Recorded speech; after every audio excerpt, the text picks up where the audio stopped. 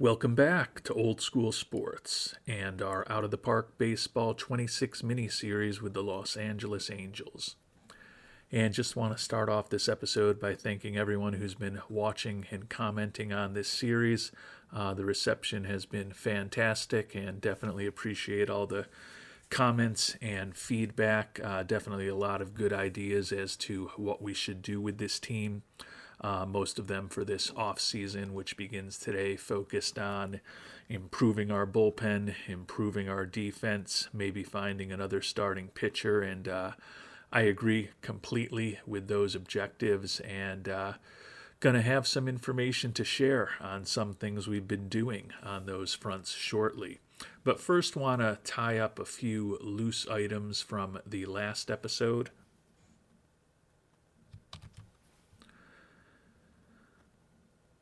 We did notice last episode that there was a huge discrepancy between our payroll for next year on the front office page and then our payroll for next year on the actual salaries page.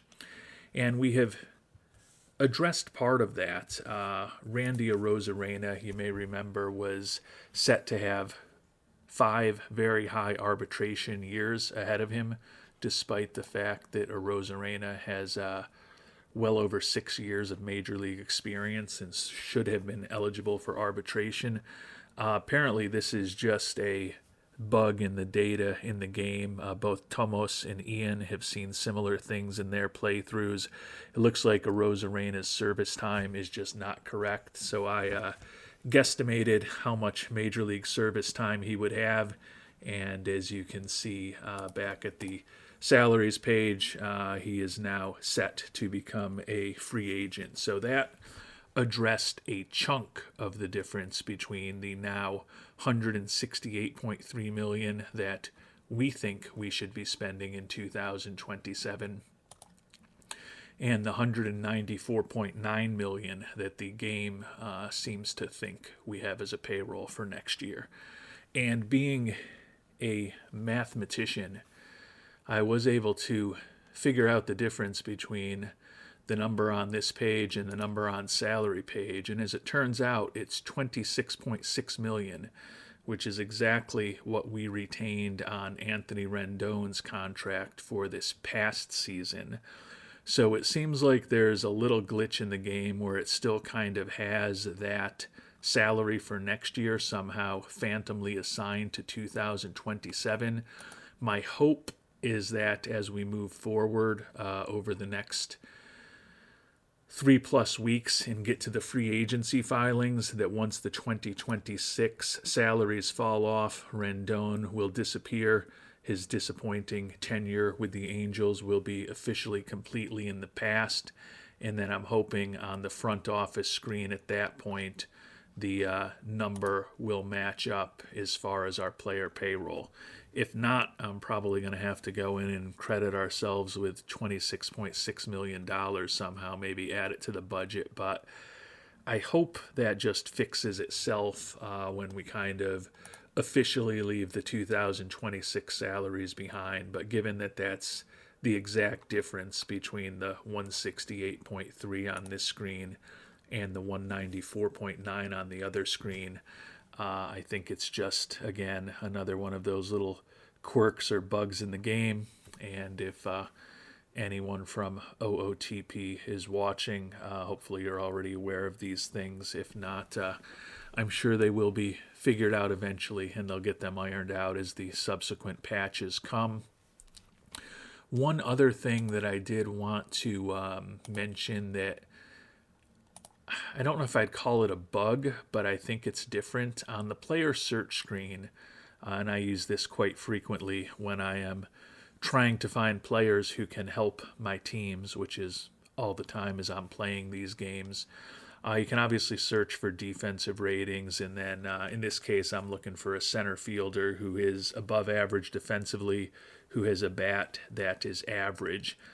And in the past, and I could be wrong, tell me about this. In the past, I always felt as if these were minimums for the players that would show up in the search. But This year I've noticed, and I'll use Anthony Alford right on the list of free agents as an example, I'm looking for someone who's 60 defense and center field with at least 50 contact, 50 power, and 50 eye. Anthony Alford is 55 in defense and center field, and his contact is 45 and his eye is 45, although he does have the power we're looking for. I think that's new this year, and I don't know if it's intentional, as if it kind of views these numbers that you're plugging into the player search a little more casually, or if it's something off with the way that the search is actually done, or maybe they're somehow searching for underlying ratings that we can't actually see. But I always remember in the past that if I put something into the player search, those were kind of the minimum standards for something to come up in a search. I don't really want a guy who's a little worse in center field with a little worse contact and a little worse eye. If I wanted someone whose defense was 55 and had 45 contact and 45 eye, I would have just searched for that. So I don't know if maybe I'm misremembering how this used to work, or if any of you have seen this in the game this year as well, but doesn't seem to be working exactly the way it did in the past, at least according to my memory. And I mentioned earlier that improving our team defense and hopefully finding another starting pitcher and improving our bullpen were things that I and many viewers thought we should focus on this offseason. Taking a look at our stats, we were middle of the pack in terms of offense with 712 runs scored, which was 7th in the American League. And you can see we were in the top 8 in every offensive category. So not a good offensive team, but not a bad offensive team either. Runs allowed, we were 9th. Our starters ERI was 10th, and our bullpen ERA was 13th. So you can clearly see why we're looking to improve there. And then the defense was just dreadful, 12th in defensive efficiency and 15th in zone rating. And as I've thought about the team, we signed Kyle Tucker last offseason. He played center field for us this entire year. He did not play it well defensively. We do have, hopefully, Andres Rodriguez, who we picked 6th overall in the draft this year, to come and help us in center field in the not-too-distant future. But as good as he was, and he did make it all the way up to Double-A this season after we drafted him out of the University of Pittsburgh at Johnstown, his ratings don't suggest that he's ready to be an effective major league hitter quite yet, so he's still a year or two away. So ultimately, Rodriguez hopefully is our center fielder, which will allow us to pivot Kyle Tucker to right or left. We upgrade in center by getting Tucker out of there, and then we upgrade in right or left by getting Tucker into one of those positions. So looking for a center fielder is something that I'm very interested in doing this offseason. And then I felt similarly about the shortstop position. We've had Zach Neto there when healthy the last few years. He is a competent defensive shortstop, but my thought was if we could pivot Neto to second and bring on a really good defensive shortstop, where once again upgrading at shortstop, upgrading at second base defensively, and the kind of domino effect of upgrading at one position and then switching a guy who's okay at that position to a position where they're going to be really good at, hopefully will help us improve the defense.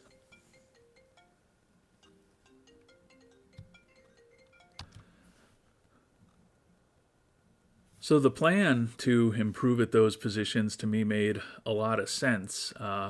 Unfortunately, when we look at the free agent market this year, there's just not necessarily the option that we're looking for. You know, you can find someone like Nico Horner who is a little better defensively with that 65 range and 65 error rating than Neto is, but I wouldn't say he's an ideal defensive shortstop. You can see maybe a little bit above average, and he's got no bat. And then there's a few shortstops that are better in terms of their hitting. J.P. Crawford better offensively, but a below-average defensive shortstop. So not necessarily seeing the options that we're looking for on the free agent market. Similarly, for center field, you can see our old buddy Randy Arozarena will be hitting, looking for about $12.5 million at this point. Harrison Bader definitely has the defense, but the bat, not exceptional, decent speed. Tyler McGlanty and Pep have both been recently encouraging us to go for really strong defense in center field, and Fake Name actually mentioned Harrison Bader specifically. So the bat obviously is the question with him, but with that excellent defense, good speed, certainly a guy that I would think about. I am a little biased against Bader, just because he wasn't particularly effective offensively in that 1 year that we had him with the Yankees. 74 WRC plus with the pinstripes, which is well below his career mark. Outside of Bader, Luis Robert Jr. going to be very expensive. Just don't know that the bat justifies a potential $20+ million salary, but he would be an upgrade over Tucker defensively, and then also, as I said, let Tucker play a less stressful defensive position and one where he'd be better than the guy that he's replacing. But when all was said and done, I have found stopgap solutions for center field and shortstop. I think I paid a fair, albeit full price on the trade market in these two deals. But I'm hoping that the kind of domino effect that I talked about, where we upgrade center field, then move the guy who was in center field to left or right and upgrade that position defensively, and do the same thing at second base and shortstop, and then perhaps even on to third base in the infield. Although third base, I think we're in pretty good shape with Barger, so there's probably only the shortstop Neto moving to second base in that equation. But hoping that we can, by essentially upgrading four pretty important defensive positions when all is said and done, really move this team forward defensively with these two trades that we've made. So I've talked conceptually about what we've done enough. Time to visit the decisions. And the first one was we made a trade today for Grant McCray, 25-year-old center fielder from the San Francisco Giants organization. Really like the 70 range and the 70 error with a 55 outfield arm. Like the speed. The bat at 25, almost 26 years old. 26 years old, he turns exactly a month from now. Is questionable how good it's going to be in a small sample size at the major league level. He's a 78 WRC plus player. That said, he has put up, one WAR prorated over 162 games. I don't think he's the long-term answer for us, but is a bridge to Andres Rodriguez. I think he can hopefully help us for the next year or two, and maybe if the bat develops further, become a good fourth outfielder for us down the line. Right now, what I'm envisioning is, given that he's a lefty hitter, and the ratings suggest he'll be a little bit more effective against right-handed pitching than left-handed pitching, likely playing McCray in center field against right-handed pitching next year. Unfortunately, I think we'll probably still have Tucker in center field against left-handed pitching, but still should be a lot less stress on Tucker defensively, and ultimately upgrade our defense in both center field and whatever corner outfield position I end up playing Tucker in against right-handed pitching. The cost for a guy who's not a great player was, I don't want to say high, but it was definitely meaningful. I had to give up the 21-year-old pitcher, Zach Redner. Looks like a borderline starting prospect. Was 6-4 with a 3.75 ERA and A ball last year, but wasn't going to let him hold up the deal. 25-year-old minor league second baseman Mitchell Daly, another guy who I certainly wasn't going to let hold up the deal. The one that hurts a little bit is infielder Cole Fontenelle. We picked up in a trade not all that long ago. Or no, he was drafted. He was already in our organization. I'm confusing him with somebody else. But Fontenelle, a guy who had 26 homers and 102 ribbies for us in AAA last year. Definitely a slightly better bat and also younger when we compare him to McCray, but he's just not on the same level defensively. So felt like this was just a reasonable move to make. And unlike some of those free agents that we talked about, whether it was Bader or Robert, I can argue that at almost 26 years old, looking at this profile, maybe McCray gets a little bit better offensively. Don't think he's ever going to be anyone that, is a four-WAR player in center field. I think his offense just isn't good enough. But certainly an upgrade defensively and a guy who we should be able to have stealing a lot of bases for us down the line. So that was the move in center field. And then as a Yankees fan, the opportunity to do this one was just too tempting to me. Anthony Volpe, who's been out basically all but 6 weeks of last season with a torn PCL, so taking a little bit of a risk on the 25-year-old and what he looks like bouncing back from that injury. Considering what we thought Volpe might become as a Yankees fan as we head into 2027 in this game 3 or 4 years ago, I don't think he's become that, and I don't know that he will become that. But with that 70 infield range, and he did win that Gold Glove as a rookie, he's definitely an upgrade defensively. Also brings a great influence into the clubhouse and good speed on the base paths. The offense is similar to McCarty, the concern. Volpe's got 3+ years in the majors, is an everyday starter at this point, and he's put up an 80 WRC plus. Now he has averaged a 2 WAR a season, so despite his offensive deficiencies with his glove, he has still been a useful player. Another guy, though, who at the age of 25, looking at how our scout views him, still could improve a little bit. It's definitely a bummer that with that injury, we're not going to be able to get him into the development lab for a long program this year.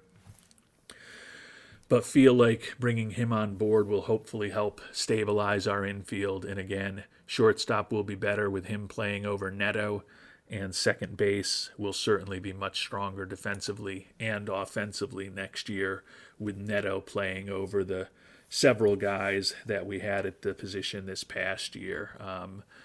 Dylan Moore was one of them. Brendan Rodgers was one of them. Brooks Lee was second baseman time for us. So we kind of had a platoon and a mishmash of a younger guy in Lee and then a couple of veterans that we signed to minor league free agent contracts playing the keystone for us this year. And hopefully that won't be the case next year. If for the first time in this playthrough we can have Neto begin a season where he's not on the DL, or the IL, I guess, to use the proper terminology these days. And we also got a couple of middling pitching prospects from the Yankees. Brock Selvage looks like he could be useful if he develops well. And Josh Groves, similar, looks like he could be borderline useful if he develops well. Neither of those guys is going to be a big impact player. We did also get some cash in return from the Yankees because they're rich and they just don't care about money. We gave up Alec Burleson, who had some pop for us last year with 9 home runs in 154 at-bats. That said, was ultimately still a only slightly above average offensive player, and not a good defensive player, even in left field with that 45 outfield range. So we were happy to include him. The other two guys that we had to include to get Volpe and those pitchers are a little more potentially valuable, but with the way the team looks right now, I still think it made sense for us to make the trade. Minor league center fielder Nelson Rada, 21-year-old, really good outfield range, really good speed, and a bat that's kind of questionable. He's just not as ready to play as McCray, in my opinion, right now, although he was pretty productive for us last year. But that lack of home run power really concerns me, and he's not quite as good defensively as McCray. So with McCray to take over as our center fielder for the near term, and the fact that we've got Rodriguez on the way, who we hope will be our center fielder for the long term, even though Rada is a pretty good prospect, felt like we didn't really have a need for him in center field anymore with McCray on board, and we had to pay the price to bring Volpe on board, even though he's not great offensively. He's a very good defensive shortstop, and he's also young. And I didn't love giving up with our bullpen issues the 25-year-old minor league reliever Carlos Espinoza either. Potential guy with average control, above average movement, and really good stuff if he can harness it. Still has a lot of work to do in terms of his development. That said, he was really good in AA and good in AAA last year. I don't love the fact that we're losing a guy who could have been an important bullpen arm for us, potentially even this season. But if we wanted to get Volpe, we had to feel a little bit of pain. And for me, the pain was Rada and Espinoza more than Burleson. And we did at least, get them to throw in a couple of middling pitching prospects in return. My hope is that Volpe is ultimately the best player in this deal. But I could certainly see a deal where a decade from now, Rada especially, or possibly Espinoza, has had the best career of anyone in this deal. But for a team that had 80 wins last year and was on the periphery of the wild card race until the final couple weeks of the season, felt like this was a move that helps us for the near term, and potentially also helps us for the long term too, because I've made offers to the arbitration eligible people that I want to bring back, which is most of the team. But I also have an offer out to Volpe, 8 years, $58 million. The fact that he's willing to sign for that indicates that he's probably not all that confident that his offensive abilities are going to reach their true potential, but he still is a very good defensive shortstop. And then got an offer out to Neto, which is more expensive, 8 years, $113 million to him, trying to get these two middle infielders locked up for the rest of this playthrough, certainly, unless there's some major issues with the upcoming patches to OOTP 26. You can see we made offers to a few minor league guys as well as the arbitration eligible players. But even though Volpe's coming off that injury, I think there's a lot of potential there, and I think this might be a good time to try to sign him before he really blossoms. And similarly with Neto, who we're now going to move to second base with that strong turn 2 rating, think he can be really good for us there. He was definitely below average in terms of his zone rating and defensive efficiency as a shortstop, but I think as a second baseman he'll look better, and we can definitely say the same thing about Kyle Tucker when we look at his fielding stats. Well below average in terms of his zone rating and defensive efficiency, but the hope is with his profile, 65 range, 65 error, and a 60 arm, that he is ultimately a really good right fielder or perhaps left fielder for us, at least against right-handed pitching next year. And as I noted, we'll probably still be using him in center field against left-handed pitching for the time being, because I just don't think McCray is a left-handed hitter against left-handed pitching. Will do what we need. So given that the free agent market is not all that exciting to us, we are making offers to most of our arbitration eligible players, and we've actually also made an offer to Robert Bob Stevenson to come back at a much lower salary than he was on the books for us last year. The only player that we're not making an offer to that's arbitration eligible is Chase Silseth. He's had a 5.20 and a 5.64 ERA for us in his 2 years that he's been with us as general manager. He's certainly a borderline starter with that 35 stamina, even though we did use him to start 31 games a year ago. We think his stuff could be above average, movement and control, both average. Does have a 5-pitch arsenal of respectable to good major league pitches. So there's a lot to like about him, but we also still need to find some help, and we shopped Mr. Silseth. And the interesting thing that we found is, for the most part, the only contracts we can get in return for Silseth are veterans that are expensive and just aren't that good anymore. And looking at all these guys, I think that's fair. But there's one who stood out as more interesting to me, and that's Corbin Burnes. He's making almost $31 million a year, and with average stuff, average control, and slightly above average movement, coming off of 3 straight seasons with a 3.5, 2.6, and 3.0 WAR. He's certainly not worth $31 million a year at this point, but he is a competent veteran major league pitcher who's not fragile in terms of his injury proneness. And there is potential that after next season, he would just opt out. I don't think, given the money that he's going to make, that would happen.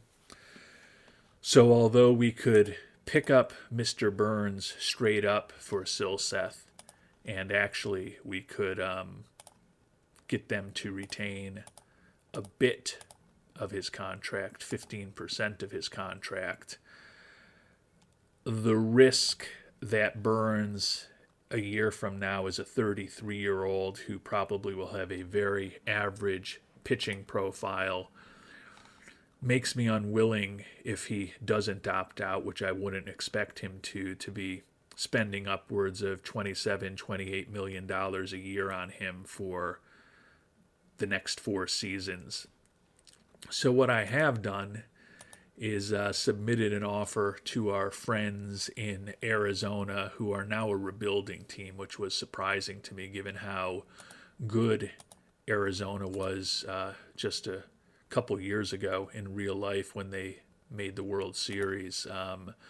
But they were supposed to be a young team that was on the way, but for whatever reason, things have not gone well in this world. And after that 84-win team that lost in the World Series in 2023, 89 wins a year ago in 2024, but dipped to 73 the first year of this playthrough, and then 74 last year.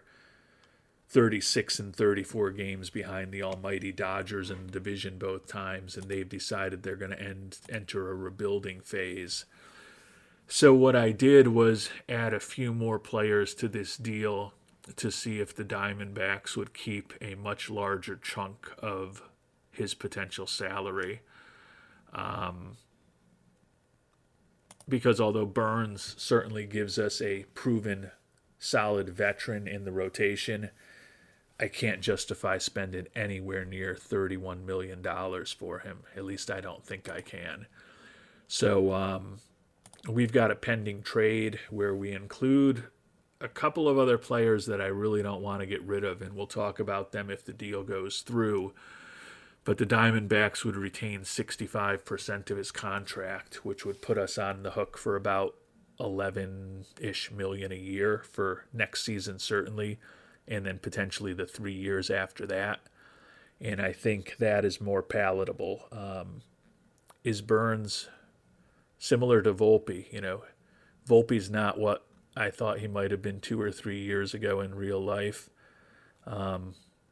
I don't think Burnes, particularly in this world, in this game, is what I thought he would be at age 32 in real life. It seems like he's definitely regressed a bit.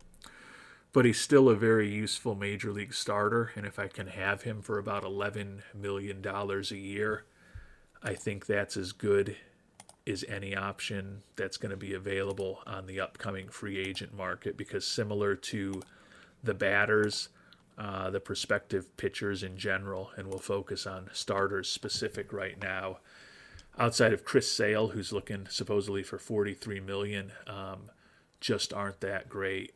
Brandon Woodruff, coming off of ulnar nerve entrapment, at $14 million, he would be someone to consider, but he's older than Burnes, and the pitching profile, I like his stuff better. But it's pretty similar, all things considered, and could get in a bidding war, and we're also not sure what he's going to look like. Sandy Alcantara is the other guy that looks solid, but again, his stuff is already below average. He's fragile physically. I don't love, out of Woodruff, Alcantara, and Burnes, any of the options, but I do like the certainty of getting Burnes on board potentially and not having to deal with the vagaries of the free agent market. So we should find out in the coming days whether or not anything happens on the Corbin Burnes front with the Diamondbacks. They might ask us to throw in another player to get the deal done. Hopefully it won't be somebody too significant. Hopefully, my hope is that they just accept it and retain 65% of his contract, and at $11 million. Again, I think I prefer Michael King to him right now. King's got better stuff, 3 really good pitches, although not as diverse an arsenal. But King, as you remember, we signed to only that 2-year deal last offseason, so he's only got another year with us. And then Burnes, in theory, could be our ace if the likes of Detmers and Scott don't continue to improve and develop as we hope that they might. So it's not a perfect solution. I think, honestly, potentially acquiring Corbin Burnes and Anthony Volpe sound better in the ether of real baseball than in what they've become in this fantasy world. But I still think both could help fill some of the gaps that we've got in this organization at this point. And before we finally do start moving forward, and I promise that will happen shortly, did want to check in the development lab. We had went with the 8 spots last year. Some of you said you wanted to see a little more to help me and help you figure out exactly how it works this year. So we did increase it to 10 spots. Not a huge difference, I know.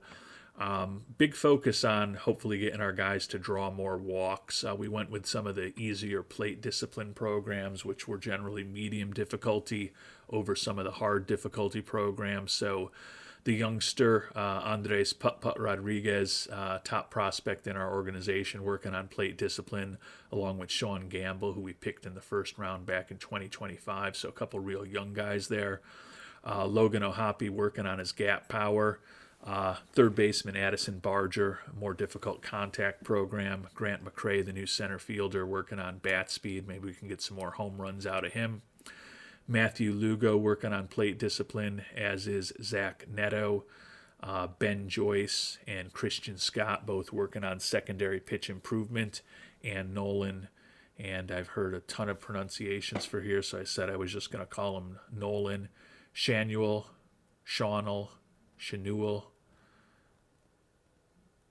I think Phonetically, I've been told Shanuel is the correct pronunciation, but I have no confidence about that anymore. But Nolan will be working on Gap Pauper. So we were a little conservative this time around, went with 8 medium difficulty programs, only 2 harder difficulty programs. So hopefully we can increase the success rate in the development lab this offseason and ultimately have a lot of guys potentially drawing more walks than they did in the past.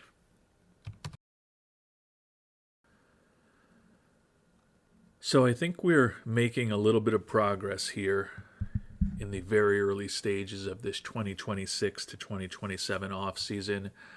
I think we've certainly upgraded our defense with the additions of Volpe and McCray. I think arguably our infield offense is slightly better with Volpe.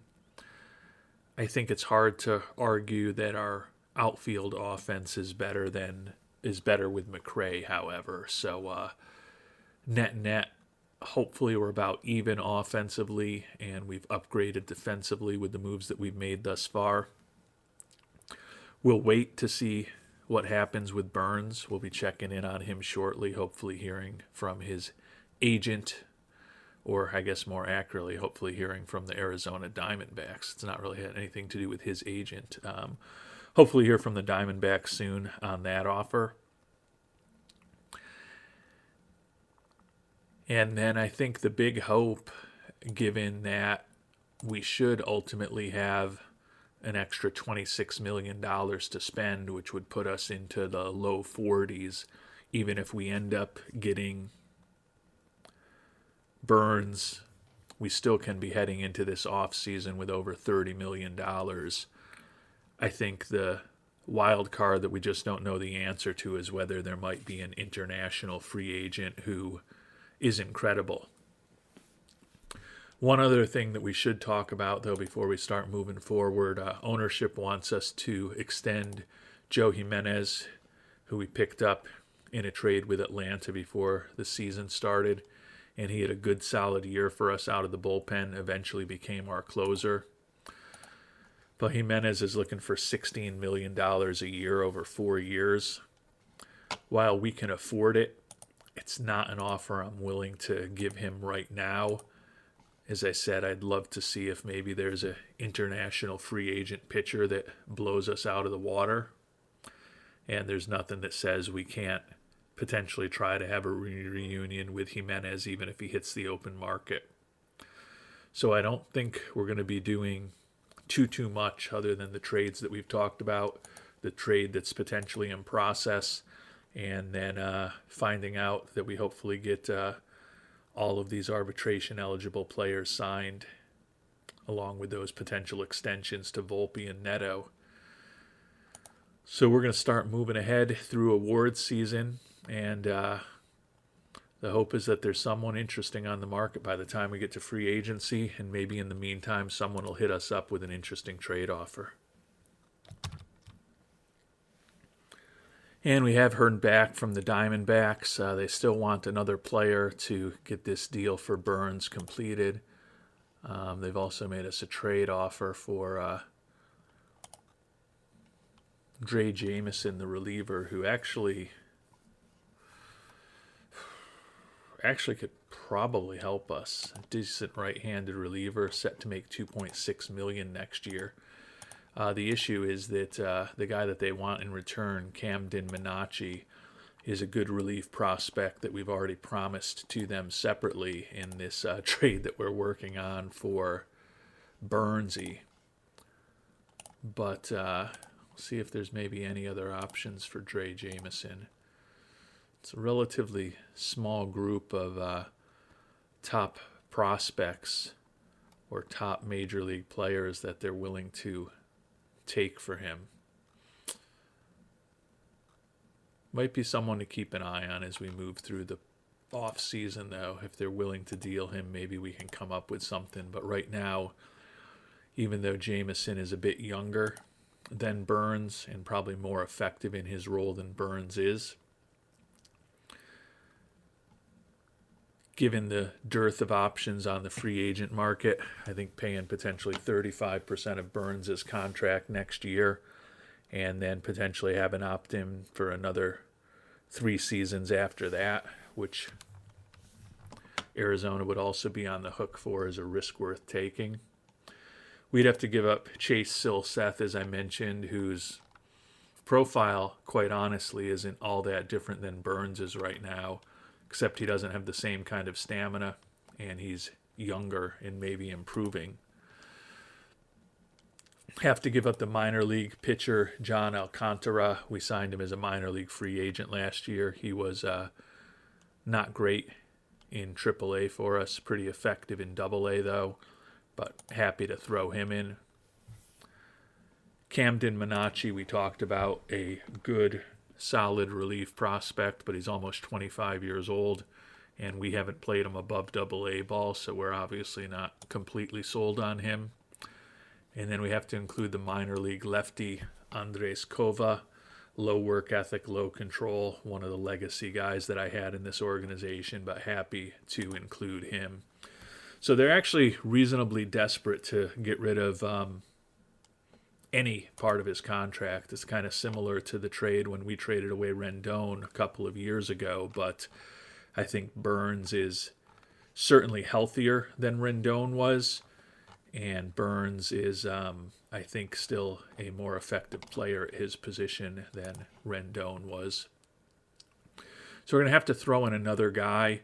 I think, to me, the one I'm most willing to throw in is Dario Laverde, 21-year-old catcher, was our starter in Class A this year, where he put up a 121 WRC plus and a WAR of close to 3.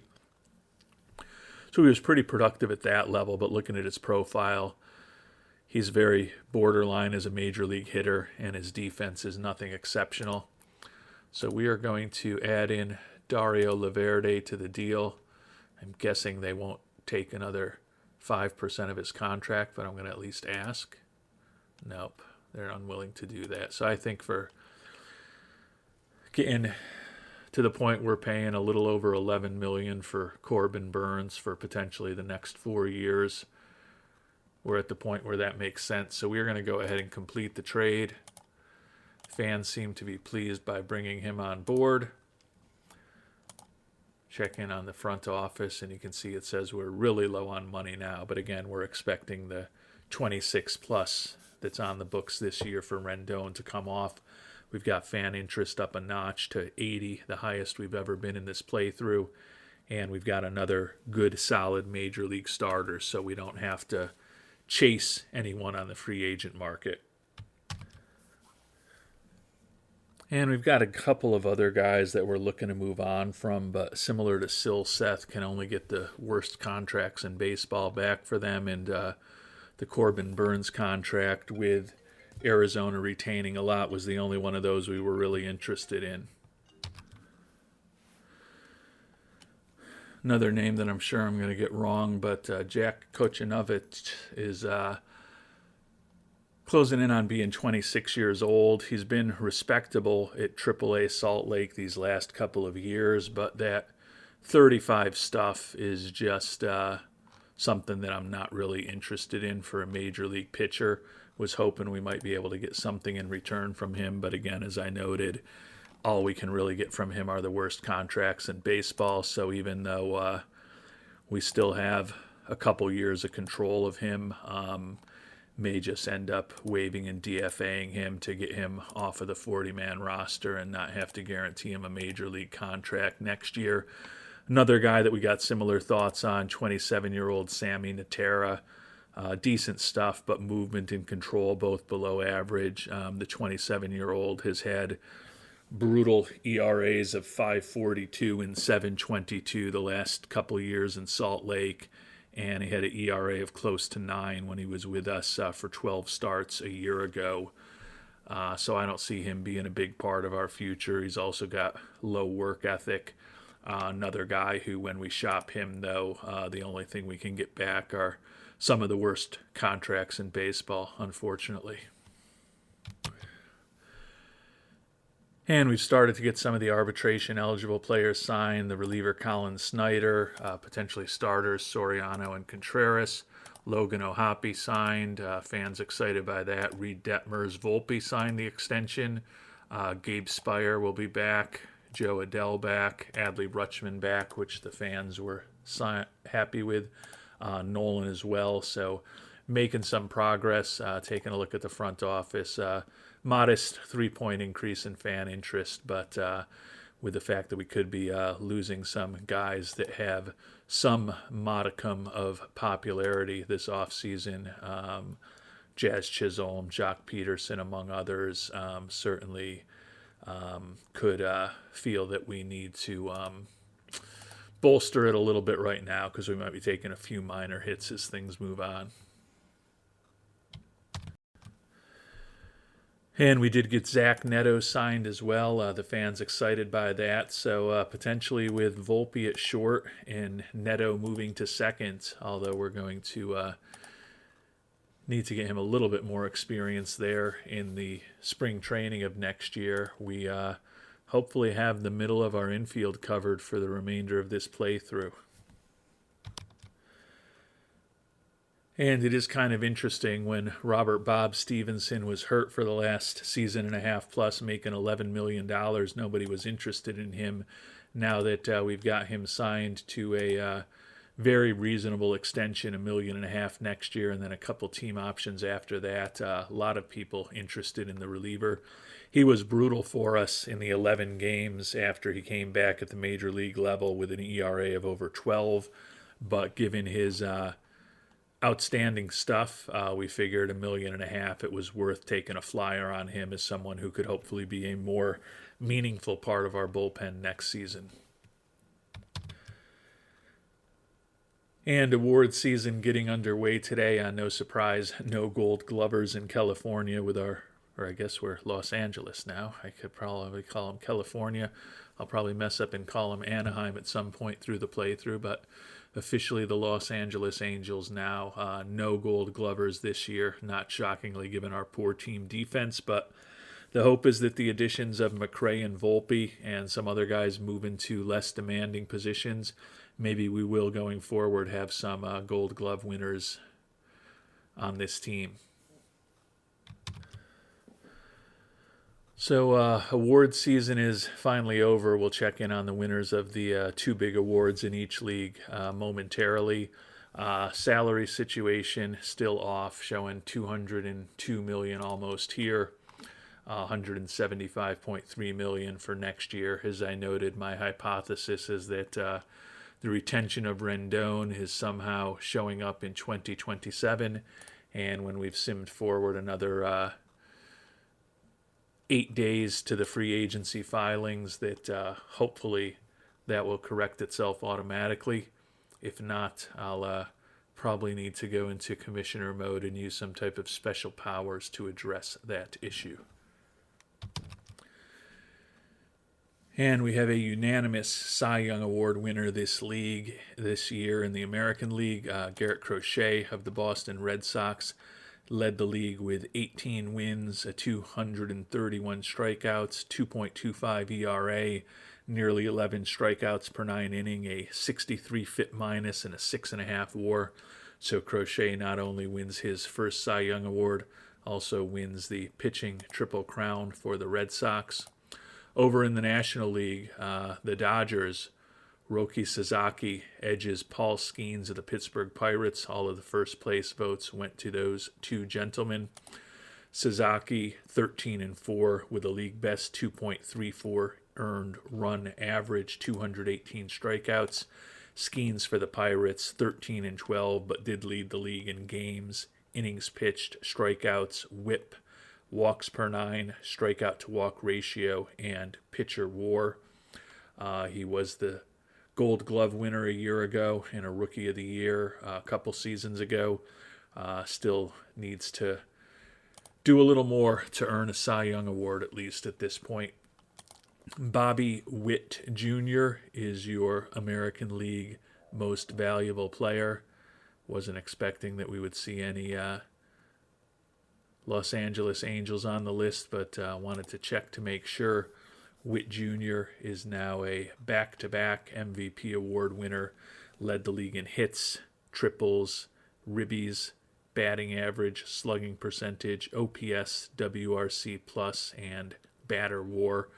Several of those categories he led the league for a second consecutive season. So Witt Jr., a monster for the Royals. And over in the National League, Elly De La Cruz, almost a unanimous winner. One MVP vote did go to Ohtani, but Elly De La Cruz led the league in runs, doubles, and ribbies, while batting over 300 and putting up an 8.6 WAR for the Cincinnati Reds here in 2026. And we didn't end up having anybody who had an arbitration hearing, so a couple days away from the start of free agency. Still hoping that the $26.6 million gap between the number on the salary page and the number on the front office page will magically be fixed for next season when Mr. Rendon hopefully officially comes off of our books in a couple of days. And hooray, the system works, and my hypothesis was correct. We didn't even have to wait till free agency, just had to move past the salary arbitration hearings. But Mr. Rendon is officially a blast from the past. He's come off the books here, and apparently there was some random placeholder for next season, but you can see our 2027 obligations of $175.3 million are now matched up, so we're going to have over $30 million to spend come free agent time. So the thought is that if there is some random international free agent that is very interesting, we should be able to compete for just about anybody. And we've got enough money that if we decide to let discipline go away and chase after a player or two in a free agent market that we don't think is all that great, we do have the money to spend. And the free agent list, at least in terms of the top 10 names, seems pretty familiar. Jock Peterson, who we had for a rental at the end of last year, will be leaving. The thought is that with the left-handed hitting Shanuel and the recently added left-handed hitting McCray on the team, the potential right-handed hitting outfielders Joe Adell and Mr. Lugo, and then Kyle Tucker still on board. Tucker will be in the lineup every day, and then the two lefty outfielders will likely play against right-handed pitching, and the two right-handed hitting outfielders will likely play against left-handed pitching. So just didn't think that made sense to aggressively try to bring back Peterson. He's got his defensive limitations. Certainly a very good offensive player, but at his age and with the numbers he's looking for, $22 million a year over 5 years, didn't necessarily think we wanted to spend the money that way. I guess I was going to wait to look at the international free agents, but because they'll show up on the regular free agent list if there's anyone incredible, I'll look this way first. Looks like there are some pitchers out there. I don't know if there's going to be anyone who's an impact potential free agent. Boy, oh, whoa.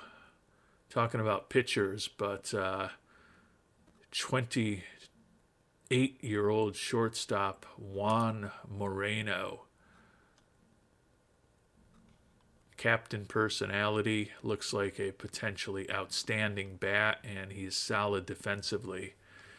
Personally, to me, he's a third baseman rather than a shortstop, but we are certainly going to request a scouting report on him, looking for $36.4 million, so he's looking to be fully paid, but he looks like he could be a pretty interesting guy to bring on board, and he's also known as the Wrench, switch-hitting 28-year-old shortstop out of Cuba. Well, that's an interesting development. I was in the process before I saw him of saying I would love it if there was a relief pitcher and a starter that we were potentially interested in on the free agent or international free agent market as well, but Juan Moreno is certainly a twist. Reliever Edgar Murillo, 26-year-old. Just don't like the lack of stuff, although really good movement on his pitches and decent control. We'll request a scouting report on him. Seems like a guy we might be able to get with a minor league contract or a minor league contract with a major league option. Righty out of Japan, Isamu Mizuno. Just don't like the awful control. He's also looking for $10 million.